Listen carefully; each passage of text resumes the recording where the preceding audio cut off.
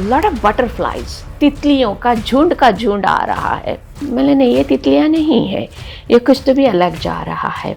बाद में पता चला कि वो योगिनियों का ग्रुप जा रहा है। तो सब लोग वहाँ से जाने के लिए डरते थे, लेकिन मुझे वहाँ पे शांति महसूस होती थी। ऐसी हवा की लहर आ गई जिसमें काफ़ी सारे पत्ते, रंगे बिरंगे पत्ते ऐसे ऐसे ऐसे ऐसे घूम रहे पत्ते, एक अकेला नहीं, बहुत सारे छोटे छोटे। और मैं उनको हाथ ऐसा कि मुझे मालूम है ये वन देवता है।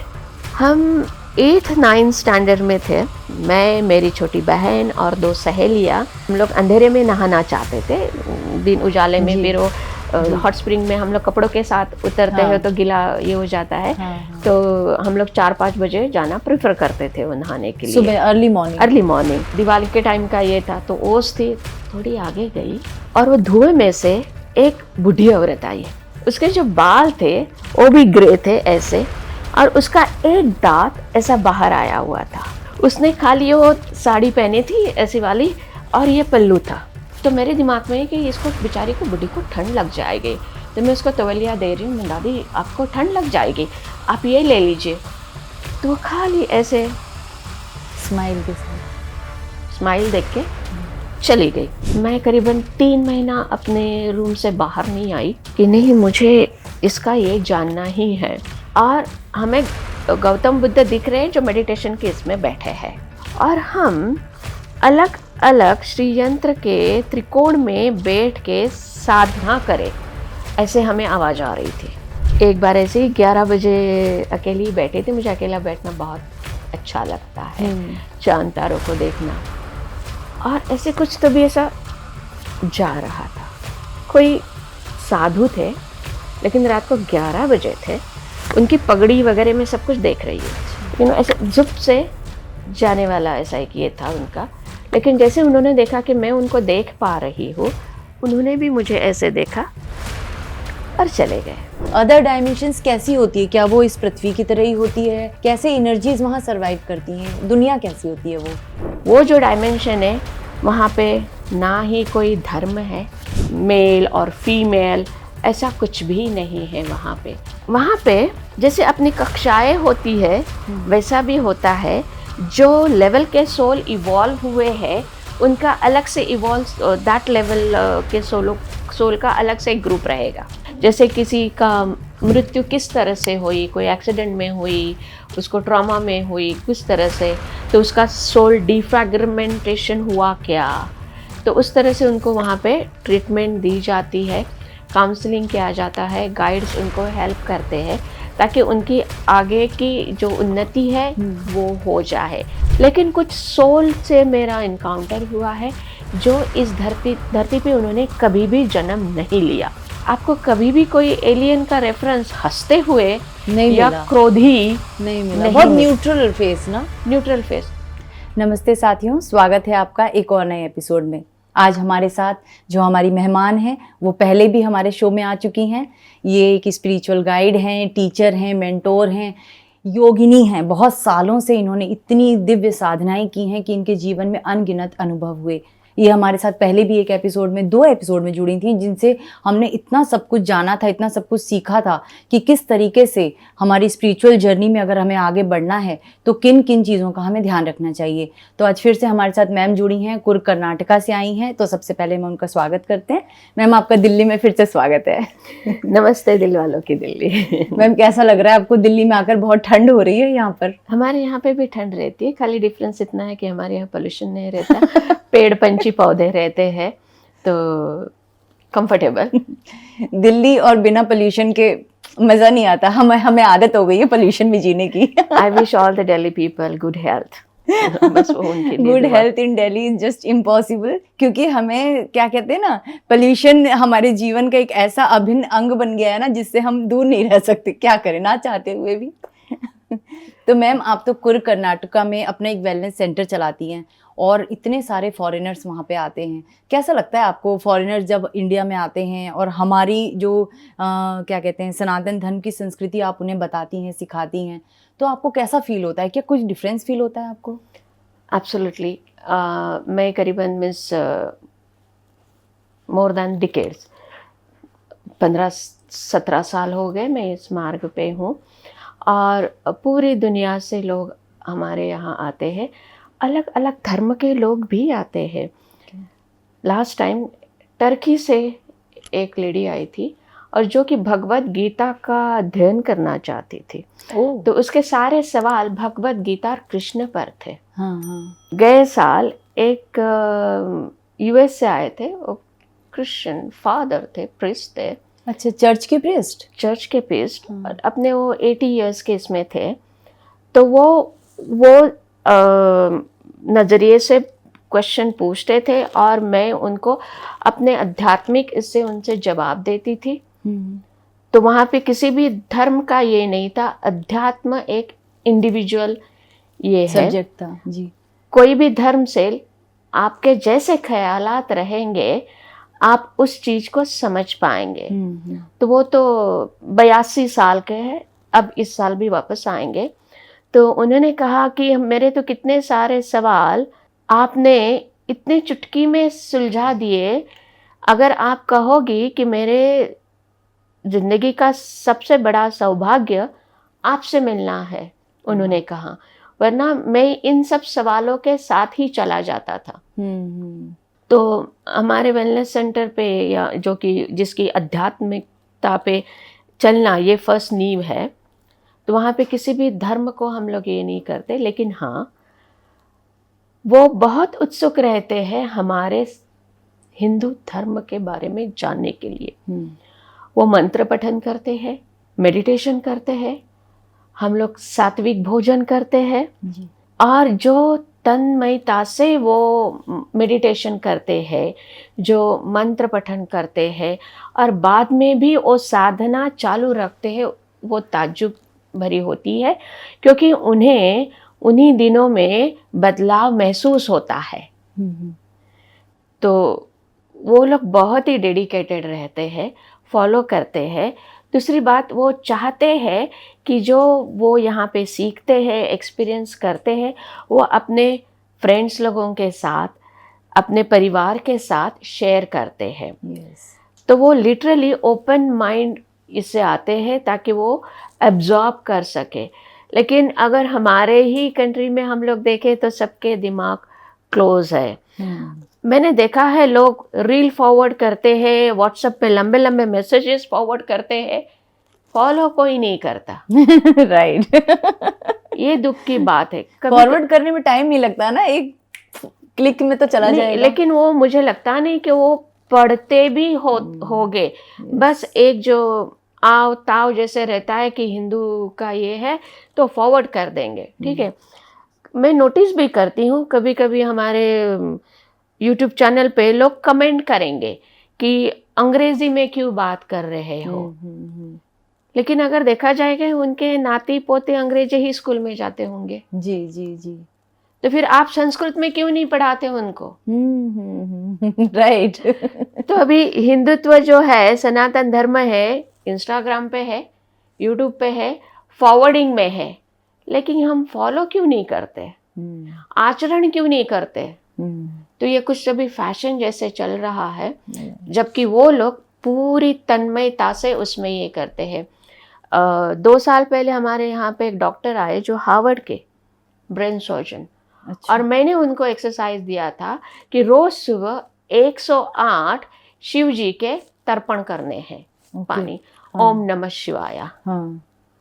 वो इतनी खूबसूरती से वो करते थे, रोज आएंगे और शिव जी की ये पिंड ले लेंगे, पानी में रखेंगे और वो ओम नमः शिवाय वो शुरू करेंगे। मैंने देखा है कि फॉरेनर्स जो हैं, कुछ फॉरेनर्स हमारे जो धर्म है, सनातन धर्म, जो इसकी जो खूबसूरती है, इसकी जो गहराई और इसका जो बेस है ना, उसको इतने अच्छे से अपनाते हैं। या हम हिंदू होकर शायद उतनी गहराई से, उतने अच्छे से ना कर पाए, वो उसको इतना रिस्पेक्ट के साथ करते हैं। ये मैंने कुछ लोगों में ये चीज़ मैंने भी नोटिस की है। बिल्कुल। लास्ट टाइम जैसे मैंने कहा, यूएस वाली लड़की 10 महाविद्या सीखने आई थी।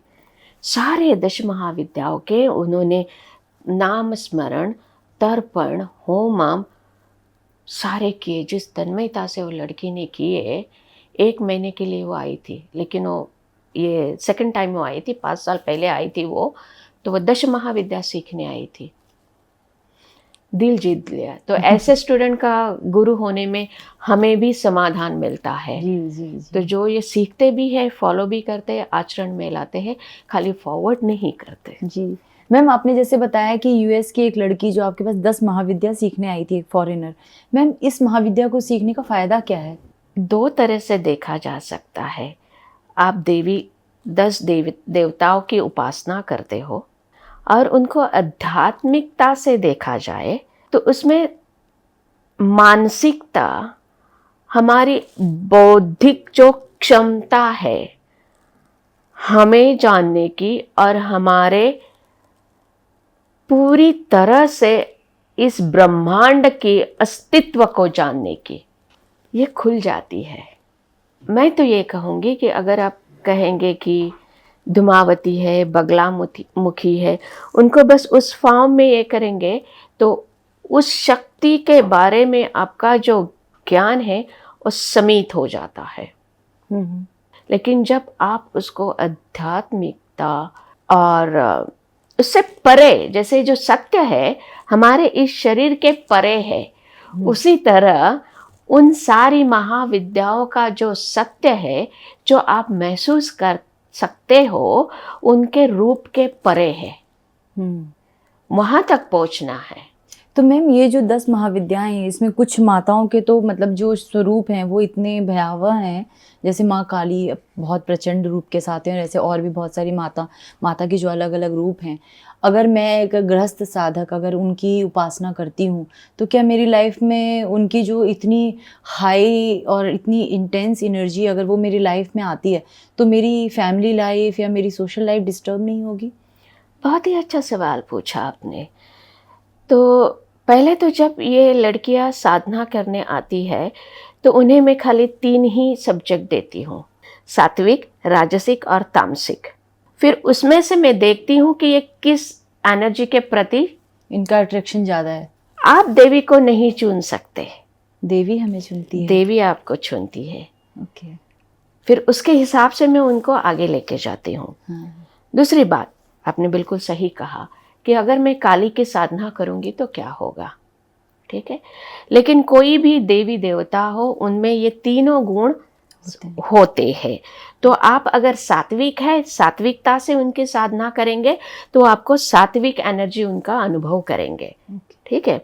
दूसरी बात, आप जो भी देवी देवताओं की साधना ये करेंगे, हमारे लिए बहुत ही अच्छा है, क्योंकि हमारे पास उसका ज्ञान, एक्सपीरियंस है कि काली रुद्र है, लेकिन आपको मालूम है सौम्या काली भी है। माँ का जो रूप है, प्रेम वाला रूप है। हाँ, महाकाली भी है, रुद्र काली भी है, लेकिन सौम्य काली भी है। अच्छा। तो आप कौन सी साधना कर रहे हैं, किस भाव से कर रहे हैं, उस भाव से वो आपको दर्शन देगी। दर्शन तो बहुत देर लगता है, लेकिन वैसी आप एनर्जी महसूस करना करेंगे। तीसरी बात, देवी के पास जो भी देव देवताओं की आप आराधना कर रहे हैं, उनके पास जो है वही वो आपको देंगे। जैसे आप फैमिली गृहस्थ हो, आप हर कोई साधना कर सकते हो, क्योंकि मैं खुद फैमिली गृहस्थ ये इसमें हूँ, जीवन में हूँ, और आप मुझे देख रहे हैं। तो आपको किसी भी देवी देवताओं की साधना करने के लिए स्मशान में जाने की जरूरत नहीं है। वो तामसिक है, तो उस तरह की एनर्जी आपके आसपास मंडराएंगी। जैसे आपने कहा कि माँ, जब आप माँ को जिस तरह से आवाज देंगे, उस तरह से माँ आपके पास मुड़ के देखेंगे। तो उनके जैसे लेकिन तीनों के सात्विक, तामसिक, राजसिक गुण हैं। उस जैसे आपके गुण आपके अंदर होंगे, उस गुण से आप उसकी साधना करेंगे, वो आप उनका अस्तित्व बहुत जल्दी महसूस कर पाएंगे। और जैसे आपका जो पहला सवाल था कि 10 महाविद्याओं की साधना करने से क्या होता, तो हर एक देवी प्रचंड ज्ञान का भंडार है। तो आप उसको खाली रूप में जो इसमें ये किया है उसको जानेंगे, या वो भंडार को जानेंगे। आप कहेंगे अच्छा भंडार है तो क्या पूरा ज्ञान ये होगा? आपके अस्तित्व और ब्रह्मांड के अस्तित्व का राज उनमें छुपे हुए हैं, हर देवी की साधना में। आप उस तरह से अगर उनको देखेंगे ना, तो ये पूरा ये पजल खुल जाता है। तो जो देवी देवताएं हैं वो एक शक्ति है, एनर्जी है। आप उस एनर्जी को महसूस कर सकते हो और उस एनर्जी को अपने अंदर प्रकट कर सकते हो। जैसे हम लोग मानस पूजा करते हैं तो हम लोग लिटरली, हमें किसी भी पदार्थ की जरूरत नहीं होती। तो देवी भगवती जो भी आपके साधना है वो आपके अंदर आ जाती है। तो जो सिद्धि होती है वो सिद्धि ये होती है कि वो सब, वो एनर्जी आपके अंदर महसूस करना। तो आपकी प्यूरिटी होती है। सफर इतना आसान नहीं होता। और जैसे मैंने कहा कि आप जिस तरह से साधना कर रहे हैं, और साधना के बाद आपको तुरंत सिद्धि नहीं मिलेगी, लेकिन थोड़ा थोड़ा मिलता रहेगा। उस चीज का आप कैसे विनियोग कर रहे हैं उसके ऊपर भी डिपेंड होता है। जैसे आपकी माँ, आप कुछ चॉकलेट मांगते हो तो बोली नहीं, आपके सेहत के लिए अच्छा नहीं है, आप जिद करोगे, वो थोड़ा देगी, फिर देखेगी बच्चे को कोई खांसी तो नहीं हो रही है, बच्चा उसका कुछ गलत इस्तेमाल तो नहीं कर रहा है, तो फिर आगे से आपको नहीं देंगे। तो ये साधना के मार्ग पे भी यही होता है। तो आप ये 10 महाविद्याओं के बारे में कहेंगे तो उनका बस ये रूप जो है, यही देख के आप करेंगे तो यह आपका ज्ञान बहुत सीमित रहेगा। उनको आध्यात्मिक रूप से समझिए, उनको मेटाफिजिक्स, एनर्जी इस तरह से समझने की कोशिश कीजिए तो उनका अगाध रूप आपके सामने आएगा और जो आप में समा सकता है। ओके मैम, अभी आपने जैसे बताया कि जब हम किसी भी साधना को करते हैं तो माँ दर्शन देती है, इतनी जल्दी नहीं देती पर देती है। आप इतने वर्षों से ये साधनाएं कर रही हैं, क्या आपकी कभी माँ को कभी माँ ने आपको दर्शन दिए या किसी और एंटिटी से आपका कभी भी आमना सामना हुआ? बहुत सारे अनुभव है। जैसे मैंने आप लोगों को पहले भी मैंने कहा होगा कि मेरा जो आध्यात्मिक मार्ग है उम्र के 3 साल में शुरू हुआ है, जस्ट 3 years, ओके। और तब तो मैं 10 महाविद्याओं को जानती भी नहीं थी, खाली वज्रेश्वरी योगिनी, ओके। तो हमारे यहाँ मंदिर है वज्रेश्वरी, रेणुका, कालिका। बाद में पता चला वो सात्विक तामसिक एनर्जी है, इच्छा शक्ति, ज्ञान शक्ति, क्रिया शक्ति। तो योगिनी वज्रेश्वरी से तो हमारी ऐसे बातें होती थी, जैसे माँ से हम कुछ सवाल पूछते थे, माँ तंग हो जाती थी, बोलती थी जा आप उनसे बात करो। तो हम लोग दौड़ दौड़ के स्कूल में आते थी, बस्ता रख के मंदिर चले जाती थी, फिर उनसे ये सवाल पूछते थे, ऐसा क्यों है, वैसा क्यों है, ऐसा क्या होता है। तो फिर वो सपने में आके या जैसे भी वो जवाब दे देती थी। तो हमारे लिए जो द्वैता वो था ही नहीं कभी। तो वो हमारे काफ़ी भारतवर्ष में ऐसी कई सारी जगह है, जब भी हमारे कुर्ग में भी है, जो ग्राम देवता है उनको एक अपने इसका सदस्य कहा जाता है, माना जाता है। तो वज्रेश्वरी योगिनी हमारे इसके एक ये थी, जैसे मेरी माँ है वैसे वो माँ है, और वो भी प्रकट हो जाती थी सबसे। और दूसरा एक बचपन में आया हुआ बहुत खूबसूरत अनुभव है, बस ऐसे ही कुछ 7वीं कक्षा में रहूँगी और बहुत खलियान होता है, तो वहाँ पे हम लोग खेलने के लिए वगैरह जाते हैं, लेकिन मैं काफ़ी अकेला रहना महसूस करती थी। तो लॉट ऑफ बटरफ्लाइज, जैसे क्या बोलते हो उसको, तितलियों का झुंड आ रहा है। तो मैंने बोला नहीं, ये कुछ तो भी अलग हो रहा है, ये तितलियाँ अलग किस्म की है। इक्का दुक्का तितलियाँ हम देख सकते हैं, 10-15 तितलियाँ देख सकते, नहीं चल रहा है। मैंने नहीं, ये तितलियाँ नहीं है, ये कुछ तो भी अलग जा रहा है। और बाद में पता चला कि वो योगिनियों का ग्रुप जा रहा है। अच्छा, तो बचपन से वो आपके साथ कनेक्टेड थी? हाँ, और हमारे यहाँ पे घना जंगल भी था उस वक्त, तो सब लोग वहाँ से जाने के लिए डरते थे, लेकिन मुझे वहाँ पे शांति महसूस होती थी। तो बस सुबह 9 बजे नाश्ता करके निकल देती थी, और जहाँ पे पैर लेके जाए मैं चलती थी। और पानी का झरना, उसमें से पानी बहुत मीठा लगता था, तो मैं शांति से वहाँ बैठी थी। और मुझे आज भी वो वक्त याद है, ऐसी हवा की लहर आ गई जिसमें काफ़ी सारे पत्ते, रंगे बिरंगे पत्ते ऐसे ऐसे ऐसे ऐसे घूम रहे पत्ते, एक अकेला नहीं, बहुत सारे छोटे छोटे। और मैं उनको हाथ ऐसा कि मुझे मालूम है ये वन देवता है। अच्छा, ओ। हम 8th-9th स्टैंडर्ड में थे, ये सारे पॉजिटिव एनर्जी की बात कर रही मैं आपसे। 8 9th स्टैंडर्ड में थे। और तभी तो पुराने ज़माने में पर्दे पे फिल्में होती थी, तो सब लोग बैठे आज चलो वहाँ पे जाके फिल्म देखते। तो 3 फिल्में, तो हम लोगों ने अंदाज़ा लगाया ठीक है अगर ये 10 बजे फिल्म शुरू हो जाती है तो कितने बजे ही होगी, तो सोचा 3 या 4 बजे ख़त्म हो जाएगी। तो फिल्म ख़त्म हो गई, हमको लगा 3 या 4 बज गए होंगे।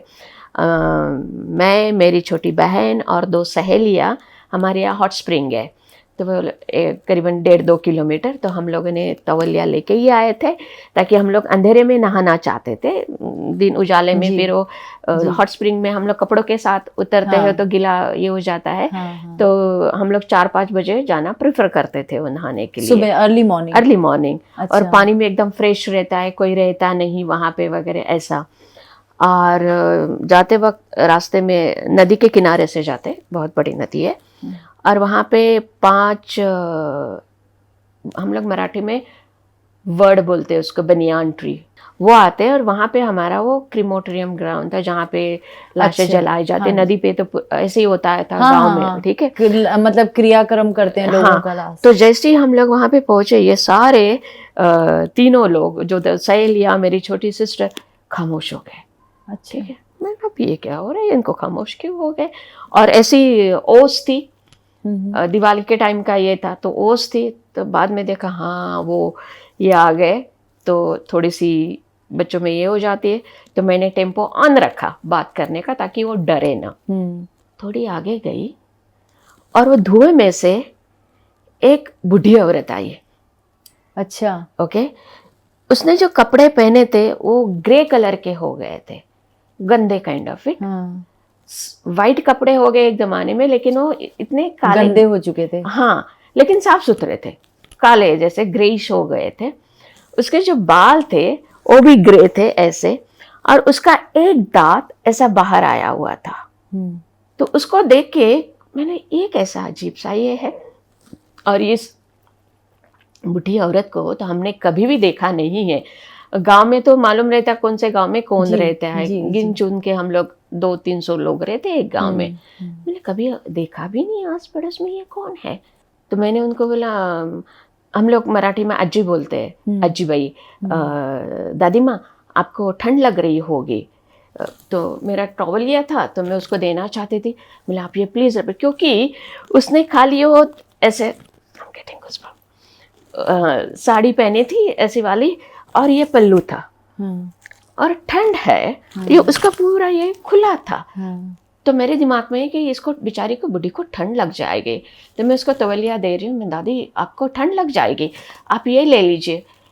तो वो खाली ऐसे स्माइल के साथ, स्माइल देख के चली गई। और उस वक्त हमें बगलामुखी वगैरह इसके बारे में कुछ पता नहीं था, क्योंकि 7वीं 8वीं कक्षा में थे। और वज्रेश्वरी ये एक ही हमारी देवी थी, और श्री शुक्त वाली लक्ष्मी, ठीक है। इतनी खूबसूरत स्माइल थी उनकी, बस, और वो चली गई।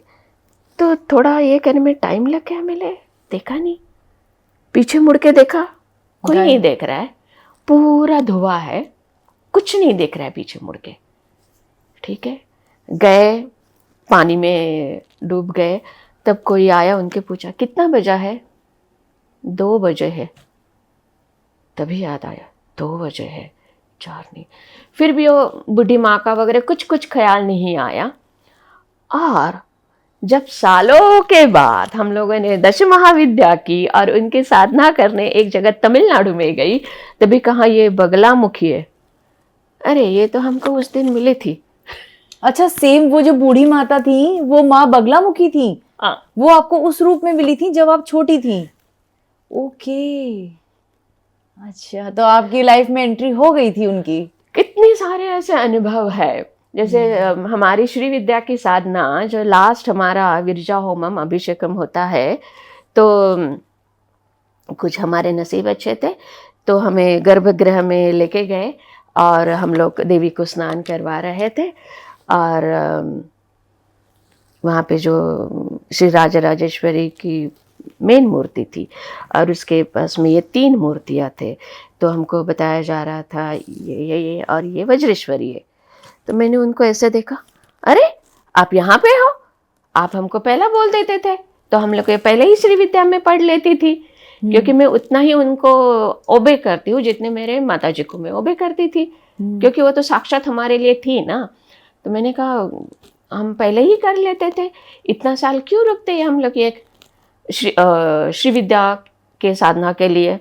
तो उन्होंने मुझसे कहा उस वक्त आपको उतना समझ में नहीं आता जितना अब आ रहा है। तो इस तरह हमारी बातें होती है। मैम बातें कैसे होती थी आपकी, जैसे कि जो, क्योंकि माँ तो एक अपने आप में बहुत डिवाइन पावरफुल एनर्जी है। अभी मैं और आप जैसे बात कर रहे हैं, हम एक दूसरे को सुन सकते हैं, हमारे व्यूअर्स भी हमें सुन सकते हैं, देख सकते हैं। माता की बातचीत आपसे किस रूप में होती थी? और बहुत ही तेज फास्ट होती है, जैसे जैसे वाईफाई डेटा अपलोड किया जाता है। और भी एक अनुभव है, ये तो हमारे देवी देवताओं के इसमें जिंदगी के कुछ साल हमने बौद्ध धर्म का धर्म नहीं कहूँगी इसको मैं, गौतम बुद्ध उनके जो ये है लिटरेचर, क्योंकि जैसे हम लोग हमारे वेद है वैसे उनके सुक्त है ना, तो उनको हम लोगों ने पढ़ने की कोशिश की, क्योंकि हमारे यहाँ पे धर्म है उसमें अध्यात्म है। तो जो कि बुद्ध धर्म के बारे में जानते होंगे तो उनको ये पता होगा, क्योंकि उसमें जो देवी देवता है, योगिनी वगैरह है, वो जब तांत्रिक तिबेटियन बुद्धिज्म उसमें मिक्स हो गया तभी आ गए। लेकिन जो गौतम बुद्ध की ये है वो इन सब से परे है। हमारे इसमें जैसे संस्कृत है, पाली है, मोड़ी है, ये इसमें सारे ये लिखे गए। तो हमें पाली भी आती थी, तो मैंने सोचा नहीं, हमें वही वो जो रियल है वो चाहिए। तो इतने सारे नहीं मिला, लेकिन जो भी मिला स्क्रिप्चर वो ट्रांसलेटेड था इंग्लिश में। तो ठीक है, पढ़ना शुरू किया, लेकिन सेटिस्फैक्शन नहीं मिल रहा है।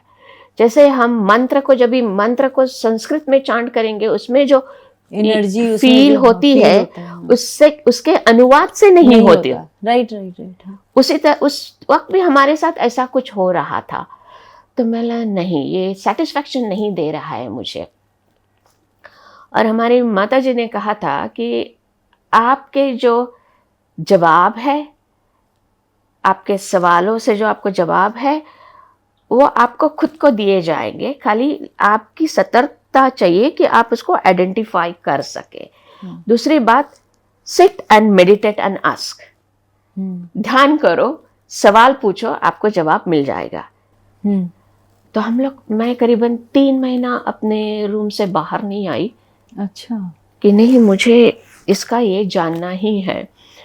तो एक इसके बाद मेडिटेशन में हम लोग ऊपर चले जाते थे, स्पेस में चले जाते थे, और हमें गौतम बुद्ध दिख रहे हैं जो मेडिटेशन के इसमें बैठे हैं। तो फिर ये ऐसी गौतम बुद्ध जी की जो मुझे छवि देख रही थी, energy form, it's not something statue art but shape you can make out, ऐसी थी। और हर वक्त हम लोग थोड़े थोड़े थोड़े थोड़े ऐसे ऊपर में जा रहे थे। और फिर एक दौर ऐसा आया, यहाँ पे नहीं पहुंची, यहाँ पे थी, क्योंकि ये हमारे पुरानी जनरेशन को रिस्पेक्ट ये करना मालूम है, यहाँ पे थी। और जो भी हमारे सवाल थे, I literally felt that wifi data is getting transfer. मैंने ये बहुत बार सुना है कि मुझे ये सारी चीजें डाउनलोड हो गई ऊपर से डायरेक्ट। दिस इज लाइक ना ही हमारे ओनली देव देवताओं के बारे में, बट दूसरे सो कॉल, इससे भी हमने ये महसूस किया है। तीसरे धर्म के बारे में बात करेंगे तो क्रिश्चियनिटी के बारे में बात करेंगे तो 15 साल में मैं गोवा में थी। एक ऐसा दौर चल रहा था, उस वक्त मैं हमारे यंत्र के रिसर्च में लगी थी। जैसे मैंने कहा कि 200 से ज़्यादा यंत्र को मैंने ये अनुभव किया है, उसके एनर्जी को। और उस वक्त तो हमारा जो एक्सीडेंट रिकवरी वगैरह हो रहा था वो भी फेज था। और कुछ ऐसे सवाल भी थे उसमें कि आगे क्या करना है। पूरी तरह एक कंप्लीट कारपोरेट वर्ड से मैं ये स्विच ऑफ करना है, क्या करना है, और क्या वो रिस्क लेने के लिए मैं तैयार हूँ। आर्थिकता एक इसका भी ये होता है कि अगर मैं ये छोड़ देती हूँ तो मेरी आर्थिक स्थिति के लिए कैसे मैं ये करना है। इस तरह के बड़े नहीं, लेकिन एक सवाल जरूर था। और उस दिन सुबह सुबह हमने देखा 3 आकृतियाँ थी, जो कि हमने जब हमारा नियर डेथ एक्सपीरियंस हमने ये किया, उस वक्त भी वो ऐसी आकृतियाँ थी, तो हमें वो एनर्जी के बारे में पता था। और उसमें से एक बाइबल पढ़ रही थी, ओके। ठीक है, और ऐसा मुंह ढका हुआ था, बट दिस वाज लिमिनियस था, और literally I heard the plasma और उसका नंबर। सुबह उठ के वो हमारे आजू बाजू में क्रिश्चियन ही थे, गई खोला, लिटरली नंबर मुझे दिखाई दिया, और उन्होंने पूरा बाइबल उस छोटे से समय में मेरे लिए पढ़ लिया। ना ही वो मुझे कन्वर्ट करना चाहते थे, ना ही मैं कन्वर्ट होने वाली थी, वहाँ पे ऐसा कुछ भी भाव नहीं था जी। लेकिन जब मैंने सुबह देखा तो मेरे लिए मेरा जवाब तैयार था। तो आपको आपके जवाब इस तरह से भी मिल जाते हैं। बाद में जब हम ये पूरी तरह से श्री विद्या पाठ पे वगैरह आए तो श्री यंत्र को ड्रॉ करते थे किसी भी गाइडेंस के बिना, और हम अलग अलग श्री यंत्र के त्रिकोण में बैठ के साधना करें, ऐसे हमें आवाज आ रही थी। तो उस वक्त हमारा ये था कि इस अब जो नया जन्म मिला है नियर डेथ एक्सपीरियंस के बारे में, उसका क्या करना है, ये भी हमारा सवाल था। तो दुनिया को क्या देना है, नए जन्म मिला है तो कुछ तो काम रह गया अधूरा। हाँ। जो पूरा करना है। मैं तो यही कहूंगी कि वो बाकी था, इसलिए मैं वापस आई। जी जी। तो मैंने अभी इसका तो अच्छे तरह से विनियोग करना चाहिए। तो दुनिया को क्या देना है, तो मुझे ऐसा दिखाया गया कि इस त्रिकोण में बैठ के आप साधना करो, ये मंत्र जपो, तो आप दुनिया को ये देने के सिद्धि आपको मिल जाएगी। लिटरली बहुत बड़ा श्री यंत्र ड्रॉ किया है, और मुझे ऐसा गाइडेंस दिया जा रहा है कि आप इसमें बैठ को सिद्धि करो। और मैं जो हमारे पार्टनर थे, दोस्त थे, उनसे भी कह रही थी कि ऐसा ऐसा सपना आ रहा है, तो कहे चलो करो, आप बैठो। मतलब मुझे नहीं लगता मैं अब इस वक्त तैयार हूँ, क्योंकि इन सब जिसमें जो एनर्जी निकलती है उसको टॉलरेट करने के इसमें मुझे नहीं लगता अब मैं हूँ। तो करीबन 10 साल के बाद उसका पता चल गया। फिर उसके साथ वो 10 महाविद्याओं की साधना कर ली जी। तो फिर हमने हमारा मार्ग चुना कि हमें किस मार्ग पे जाना है उस वक्त, और ज्ञान बांटने का, क्योंकि ज्ञान सबको ऊपर लेके आएगा जितने वर्दी है उनमें। तो इस तरह से वो अनुभव। और जब हम वहाँ पे थे, एक बार ऐसे ही 11 बजे अकेली बैठे थे, मुझे अकेला बैठना बहुत अच्छा लगता है, चांद तारों को देखना, और ऐसे कुछ तो भी ऐसा जा रहा था। तो मैंने देखा ऐसे कोई साधु थे, लेकिन रात को 11 बजे थे, उनकी पगड़ी वगैरह में सब कुछ देख रही हूँ। ओके, करीबन अपने इससे एक 50-60 फीट का डिस्टेंस रहेगा। अच्छा। लेकिन ऐसे जुप से जाने वाला ऐसा एक ये था उनका। लेकिन जैसे उन्होंने देखा कि मैं उनको देख पा रही हूँ, उन्होंने भी मुझे ऐसे देखा और चले गए। अच्छा।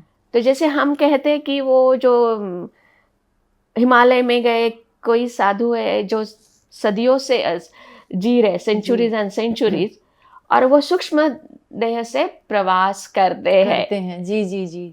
तो वो अनुभव हुआ उस वक्त। हिमालय में बहुत सारी ऐसी गुप्त शक्तियां हैं, पावरफुल योगीज हैं जो कितने वर्षों से साधना कर रहे हैं और उनकी बॉडी दिखाई नहीं देती, बट वो सूक्ष्म रूप में है विराजमान वहां पर। तो वो जो है, जब उनको जरूरत रहेगी, जिसने उनको कॉल लगाया है, टाइम आया है, तो आके दिखाएंगे। तो उस वक्त उनको देखा, वो मुझे देख रहे हैं और वो फिर चले गए। ऐसे कई सारे अनुभव है पॉजिटिव, इसके नेगेटिव भी बहुत है। तो मैम, जैसे आपने बताया कि आपने जीसस के दर्शन किए, आपने गौतम, जीसस के दर्शन नहीं, वो लाइक अ मैसेंजर। हाँ, वो दूसरा एक आयाम है, वहाँ पे कोई धर्म नहीं रहता। वही मैं आपसे पूछना चाहती थी मैम। मैं अदर डायमेंशंस के बारे में आपसे जानना चाहती हूँ कि अदर डायमेंशंस कैसी होती है, क्या वो इस पृथ्वी की तरह ही होती है? और जैसे यहाँ तो धर्म के नाम पर जो भी गंदगी मची हुई है उसकी हम बात नहीं करेंगे, उस डायमेंशन में क्या है, किस तरीके से लोग रहते हैं, कैसे एनर्जीज वहाँ सर्वाइव करती हैं, दुनिया कैसी होती है वो? ओके, अभी हमारे यहाँ पे तो 5th डायमेंशन तक लोग जान पाए, लेकिन देखा जाए तो अभी तक वहाँ पे 11 डायमेंशन अभी तक में ये कर चुकी, ये मैंने सुना है जी। ठीक है, एक ये हो गया। दूसरी बात, आप नियर डेथ एक्सपीरियंस का मैं अभी थोड़ा सा यहाँ पे बेस लेती हूँ, ताकि काफ़ी लोग ये जान करें। तो वो नियर डेथ के बाद भी जो महसूस करते हैं उसके ऊपर भी उनका धर्म का इन्फ्लुएंस होता है। किसी क्रिश्चियन का नियर डेथ एक्सपीरियंस है तो वो बोलेगा मुझे जीसस आके मिल गया। राइट, हाँ हाँ। ना मुझे कोई यम वगैरह आके नहीं मिला, ना ही उसका भेसा दिखाई दिया, जैसे मैंने पहले भी जी, आपसे कहा जी लेकिन जब वो 3 एंटिटी आई थी, ना तो उनका कोई धर्म था, जी। लेकिन एनर्जी उनकी मस्कुलाइन थी। हाँ, ठीक है, तो कुछ हद तक आपके जो बिलीफ सिस्टम है, विश्वास है, उसका भी पगड़ा आपके उस ऊपर उस डायमेंशन में रहता है। जी जी। लेकिन वो जो डायमेंशन है वहाँ पे ना ही कोई धर्म है, ना ही कोई बॉडी फॉर्म है, जैसे आप मेल और फीमेल, ऐसा कुछ भी नहीं है वहाँ पे। जी। बस प्यार है, unconditional love. Unconditional love for the betterment of everything. Means अगर हम लोग कहेंगे कि अभी हम इंडिया में हैं तो इंडिया के भले के बारे में सोचेंगे, वैसा वहाँ पे नहीं है। अगर वो मानवता टॉपिक लेंगे तो वो हर मानव जाति के लिए अच्छा सोचेंगे। कुछ सोल है जो एनिमल्स के किंगडम को ये करते हैं जी। लेकिन एक है वहाँ पे अनकंडीशनल है, जो भी है अनकंडीशनल है। वहाँ पे जैसे अपनी कक्षाएं होती है वैसा भी होता है। जो लेवल के सोल इवॉल्व हुए हैं उनका अलग से इवॉल्व, दैट लेवल के सोल का अलग से ग्रुप रहेगा। ओके, ठीक है। हाँ। तो आप देखो जब आप 8, 9, 10 स्टैंडर्ड में रहते हैं उनका एक अलग से ग्रुप होता है। जी, राइट जी। लेकिन वो हमेशा जो 5, 6, 7 स्टैंडर्ड वाले हैं उनको हेल्प करने में लगे रहते हैं। जी। ठीक है, उनको हेल्प करने में लगे रहते हैं, हम तत्पर रहते हैं उनको ये हेल्प करने में। लेकिन जब 6, 7 स्टैंडर्ड वाले 9 स्टैंडर्ड को जाके कुछ पूछेंगे तो ज़रूरी नहीं है कि वो उनको एंट्री देंगे उनके क्लास में। Right right. लेकिन 9 एंड स्टैंडर्ड वाले कभी भी इनके क्लास में आके कुछ भी उनको हेल्प कर सकते हैं। बिल्कुल। तो वहाँ पे भी वैसा ही होता है। तभी ये इवॉल्व सोल क्या होते हैं, जिनके अंदर बहुत सारा प्यार, अनकंडीशनल लव रहता है, दूसरों को हेल्प करने की चाहत होती है, डेप्थ, वो ये सोल रहते हैं। वो हेल्प भी करते हैं और उसके ऊपर जाएंगे तो वहाँ पे सुपर सोल रहते हैं जिनमें बहुत सारी कहे तो सिद्धियाँ, फॉर अस फैमिलियर जो शब्द है सिद्धियाँ, लेकिन वहाँ पे उनको उतना फ्रीडम रहता है कि जो चाहिए वो मैनिफेस्ट कर सकते हैं। तो अलग अलग लेवल के सोल होते हैं। दूसरी बात, वहाँ पे एक पूरी जैसे अपनी एक सिविलाइजेशन है, उस काइंड ऑफ उनका एक एटमॉस्फेयर होता है। जैसे किसी का मृत्यु किस तरह से हुई, कोई एक्सीडेंट में हुई, उसको ट्रॉमा में हुई किस तरह से, तो उसका सोल डिफ्रैगमेंटेशन हुआ क्या, तो उस तरह से उनको वहाँ पे ट्रीटमेंट दी जाती है, काउंसलिंग किया जाता है, गाइड्स उनको हेल्प करते हैं ताकि उनकी आगे की जो उन्नति है वो हो जाए। ऐसा वहाँ पे पूरी तरह से प्रबंध है। तो अलग सी वो दुनिया है। तो आप कहेंगे तो आप तो सारी अच्छी अच्छी बातें कर रहे हो जी। तो वो इसीलिए कहते हैं कि वो हेवन या जो भी का है, बट आप उसके अंदर जाने के लिए उतने आप भी कैपेबल हैं। Right. So capability is just unconditional love and thirst for the giving. तो जैसे मैम आप बता रहे हो कि उस दुनिया में सिर्फ प्यार और जिस अनकंडीशनल लव और कुछ करने की चाह, अब धरती पे भी तो ऐसे ही लोग होते हैं जिसके अंदर लगता है कि बस दूसरों की मदद करें, कैसे भी सबका कल्याण हो जाए। मतलब इस धरती पर ना बहुत सारे लोग हैं, अच्छे हैं, बुरे हैं तो अच्छे भी तो हैं, जिन्हें रास्ता दिखाने की जरूरत है, वो अपने आप सही राह पे। तो मन तो बहुत सारे लोगों का, मतलब मैं अपनी बात नहीं कर रही हूँ, मगर बहुत सारे लोग हैं जिनको बहुत सारा कुछ अच्छा करने का मन है। तो शायद हम भी क्या उसी दुनिया से आए हैं, या हमारा क्या कनेक्शन उस दुनिया से है? क्या आप ये जानना चाहते कि हम धरती पे जन्म क्यों लेते हैं? हाँ, हम धरती पर जन्म क्यों लेते हैं? क्योंकि वहाँ इतना प्यार है, इतनी अच्छी दुनिया है, तो उसे छोड़कर हम क्यों आ गए ना यहाँ पे। एक वक्त हमने भी यही सवाल पूछा कि भाई जब मेडिटेशन करके ही ऊपर उठना है तो फिर यहाँ नहीं, यहाँ पे क्या आने के जरूरत वहीं पे बोल देते मेडिटेशन करने के लिए बैठ वहीं कर लेते। यहाँ पे तो इतने सारे झमेले लोचे हो जाते हैं, ये आप मार्ग भटक सकते हैं। बिल्कुल बिल्कुल। ओके, तो हमारे सोल के पास फ्री विल होता है। ओके, चलो हम लोग शुरुआत में जाते हैं। ठीक है। हमारी उत्पत्ति वो विधाता से हुई है। ठीक है। और मैंने वो देखा भी है, क्योंकि मैं पूछती थी मुझे बताओ ये कैसे होता है। तो ये जो सोल इंक्यूबेशन सेंटर बोलते हैं उसको, और उसमें से वो छोटे छोटे छोटे छोटे जैसे ओस के पार्टिकल आते हैं ना, वैसे पार्टिकल नीचे आते हैं और जिस प्लैनेट पे उनको जाना है वो जाते हैं। और ये जो सोल है हर प्लैनेट पे घूमते रहते हैं। तो इसमें आप कहेंगे कि फिर वो मंगल ग्रह पे क्या है, ये क्या है, वहाँ पे भी बहुत कुछ है, लेकिन आपको तभी दिखाई देगा जो हैबिटेट मंगल ग्रह पे होती है उनके नजरिए से। आप धरती पे हो तो आपको मनुष्य योनि में आना होगा, या फिर जो कोई योनियां इस धरती पे है उस योनि में आपको आना होगा, तो आप इस पृथ्वी का अनुभव ले पाएंगे। जी जी। इसका मतलब दूसरे ग्रह पे कुछ नहीं है, ऐसा बिल्कुल नहीं है। खाली वो आप देख नहीं पाते। जैसे हम लोग जो भी स्थूल शरीर में है वही हम लोग देख पाते, हाँ। या फिर हमारे जो सेंसेस है उससे महसूस करना चाहते, हाँ। उससे ही महसूस कर सकते हैं। राइट। अभी फिलहाल हम लोग एनर्जी महसूस करना सीख गए हैं। तो ये अपने धरती के लिए सीमित है। उसी तरह हर ग्रह के अपने हैबिटेट है, लेकिन आप उनको तभी ये करेंगे तो आप उनने उस लेवल पर जाएंगे। आप आ गए, यू आर एब्सोल्युटली फ्रेश। हाँ, ठीक है। तो आप चल रहे बोल अरे यार इस पे तो ये दिख रहा है, लेकिन जब पहले आते तो आपको दिखाई देता है सब। हाँ। तब आपको ये लिमिटेशन नहीं रहता, ये ग्रह है, ये ग्रह है, ये अच्छा यहाँ पे बहुत कुछ अच्छा दिख रहा है, ग्रीनरी दिख रही है, ये वगैरह ऐसा कुछ तो भी हो जाता है और आप वहाँ लैंड कर जाते हैं। हाँ, कोई भी ग्रह पे जैसे आप सिलेक्ट करते हो उस ग्रह पे आप लैंड कर जाते हो। तो आप जब उस ग्रह पे लैंड करना है तो आपको उसके किसी योनि में से आना है। तो हमारे यहाँ 64 योनियाज हो गई। धीरे धीरे हम लोग इंसान के इसमें हो जाते हैं, लेकिन हमारे पास बैकग्राउंड रहता है कि हम लोगों को ये इंसान योनि में भी काफ़ी सारे जन्म लेने पड़ते हैं।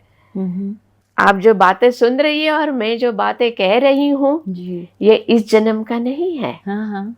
पहले का बहुत कुछ सीखा हुआ है, इसीलिए आप ये समझ पा रहे हो। जी। एटलीस्ट उस सुनने के इसमें भी आप आके बैठे हो, ये भी काफी साल लगते हैं इसमें। साल नहीं, काफी सारे जन्म लेने पड़ते हैं। ठीक है जी। तो चलो हम एक एग्जाम्पल लेते हैं कि सोल धरती पे आ गया, वो सारे योनियों से मिलके वो उभर के इंसान के योनि में आ गया। ठीक है, चलो फिलहाल अभी तो इंसान के योनि तक ही उसका इवॉल्वमेंट हो गया। ठीक है, राइट, ये कर लेते हैं।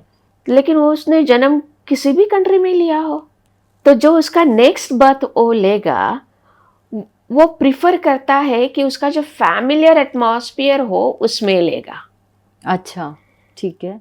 यानी जो इस जन्म में उसके आसपास हैं उनसे रिलेटेड कोई नेक्स्ट लाइफ में भी उनसे कनेक्टेड रहे। हाँ, और वो कंट्री भी कुछ कनेक्टेड रहती है, वो माहौल, रिलेटिव्स कुछ कनेक्टेड रहते हैं। तो मैंने कुछ ऐसे भी सोल देखे हैं जो आते ही मैं कह लगती हूँ हाँ ये इंडिया में पहले आके गया है। अच्छा, तो फिर उसको उस मार्ग का ज्ञान देना मैं ये करती हूँ।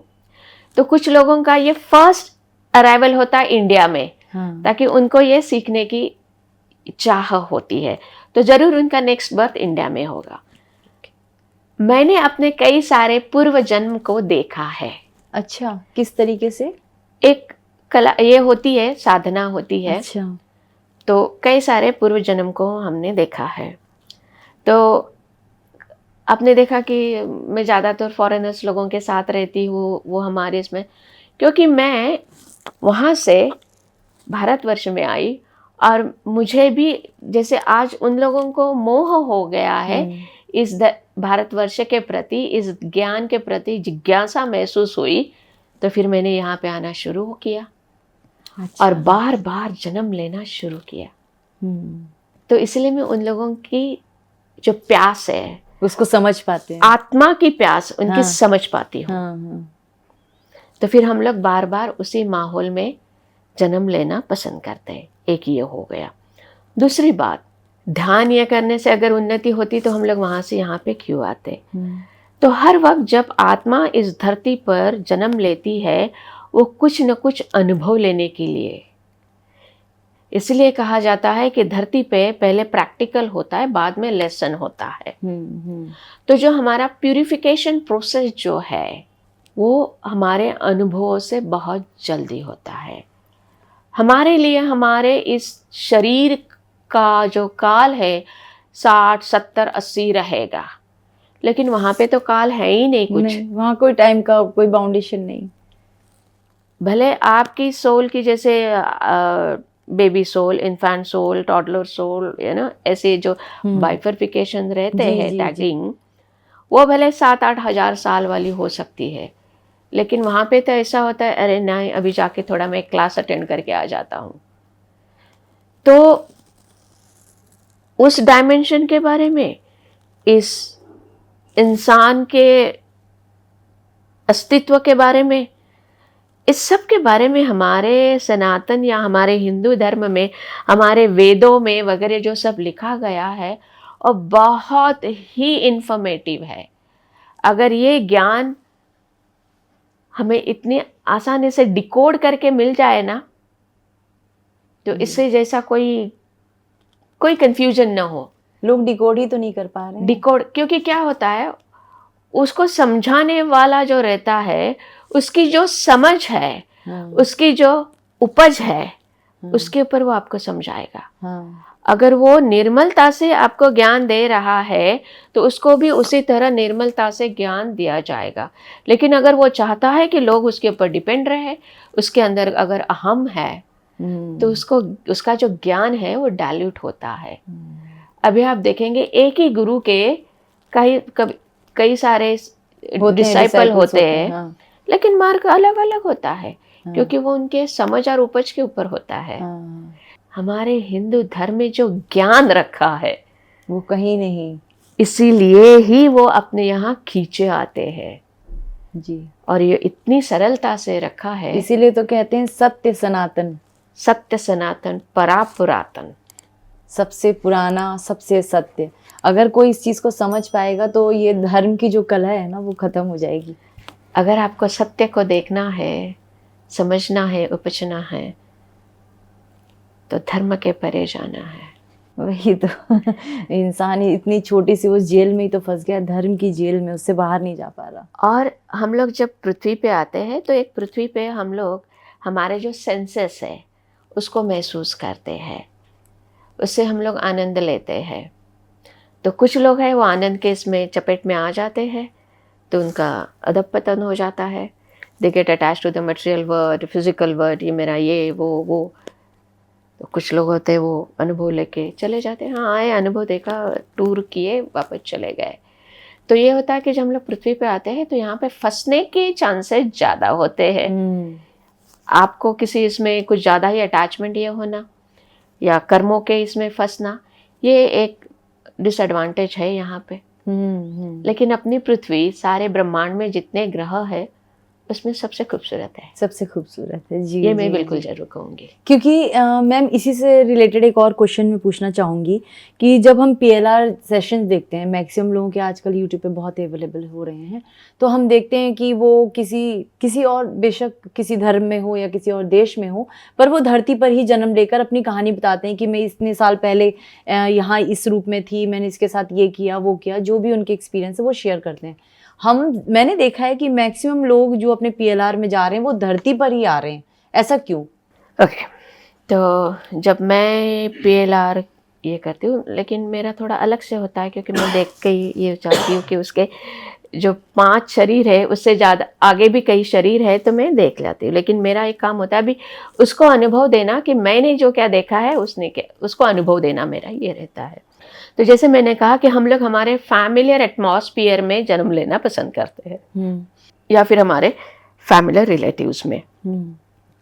लेकिन मैंने कई ऐसे भी केसेस देखे हैं जो मैं ये करती हूँ कि इनका इंडिया में ये दूसरा जन्म है, नहीं, ये बंदी का नेक्स्ट जन्म इंडिया में ही होगा। अच्छा, आप आने वाला भी देख लेते हैं? हो जाता है। अच्छा, ये भी पॉसिबल है। क्योंकि वो उनमें कितनी चाह है। हाँ, अगर उनको कुछ चीजें महसूस करनी है तो उनको यहीं पे आना होगा।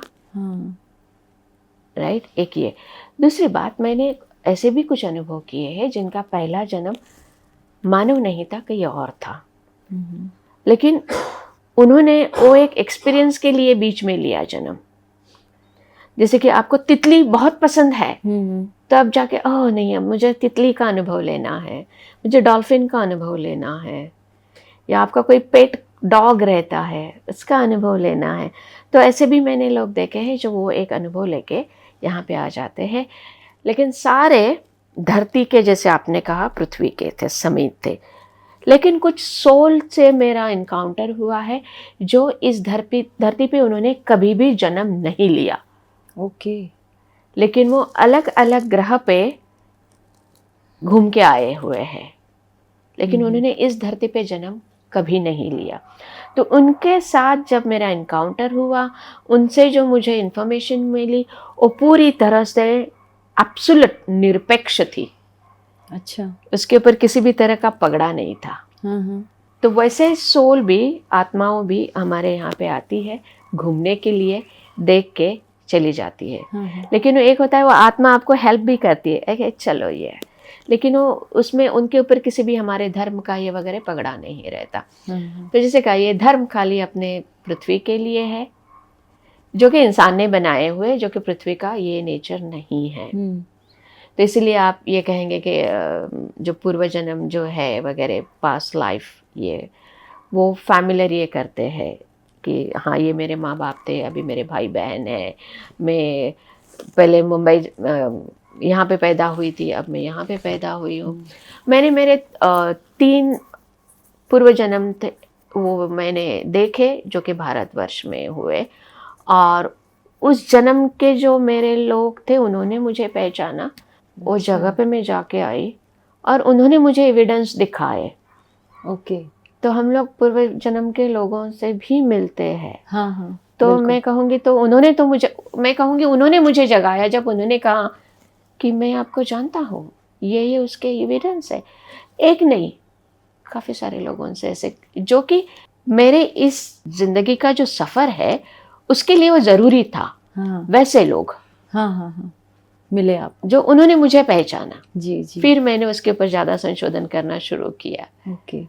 तो मैम, अभी आपने जैसे बताया कि आपने PLR किया है, तो आपने कुछ लोगों का फ्यूचर देखा, कुछ का पास्ट देखा, और आपने बताया कि कुछ सोल से आपका कम्युनिकेशन हुआ जो धरती पर कभी नहीं आई। क्या वो एलियंस थे जिनके साथ आपका कम्युनिकेशन हुआ? एलियंस नहीं थे, क्योंकि उनका मैंने किसी भी तरह का फॉर्म नहीं ना। अभी एलियंस की व्याख्या क्या है? जो हमारे इसमें कुछ नहीं बैठता वो हमारे लिए एलियन है। हाँ, राइट जी। अगर कोई शब्द या भाषा आपको समझ में नहीं आई, हालांकि वो दूसरे देश की भाषा हो सकती है, लेकिन आपको समझ में नहीं आती, तो आप बोलेंगे ये मेरे लिए एलियन भाषा है। लेकिन जिन सोल से मेरा इनकाउंटर हुआ वो सोल थे, किसी फॉर्म में नहीं थे।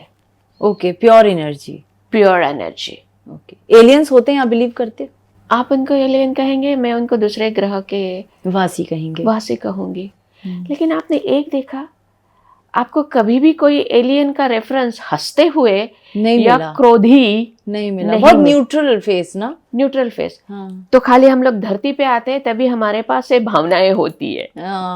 तो उस भावना को अनुभव करना तो आपको धरती पे आना है। इसका मतलब तो वो लोग रोबोट की तरह है ना। हमारे अंदर इतनी भावनाएं हैं, करुणा, क्रोध जो भी है, वो तो एक रोबोट की तरह है, बस अपना फंक्शन कर रहे हैं, ऐसे टाइप के। वो आके हमारा संशोधन करने लेके जाते कि भाई इनको ये फीलिंग्स कहाँ से आती है, इनके ऐसे एनर्जी कैसी है। हम लोग कभी जाके उनको अडॉप्ट करके उनका संशोधन नहीं करते। तो आपको जब ये भावना, ये रिश्ते, नाते, ये खूबसूरती, ये सब महसूस करना है तो आपको यहाँ पे आना पड़ेगा टूरिस्ट वीजा लेके धरती पे। जी। और बहुत खूबसूरत है अपनी धरती। जी मैम, आपसे बातों का सिलसिला चलता रहेगा, बहुत सारे क्वेश्चंस हैं मुझे जो अभी आपसे पूछने हैं, लेकिन व्यूअर्स क्योंकि समय की सीमा को ध्यान में रखते हुए हम इस एपिसोड को यहीं पे ब्रेक ले रहे हैं, लेकिन मैम के साथ हमारी चर्चा जारी रहेगी। बहुत सारे क्वेश्चंस हैं मेरे जिनके जवाब मुझे चाहिए मैम से। आप हमारे साथ बने रहिएगा, अगले एपिसोड में फिर हम मैम के साथ इस चर्चा को जारी रखेंगे। मैम आज के लिए बहुत बहुत धन्यवाद।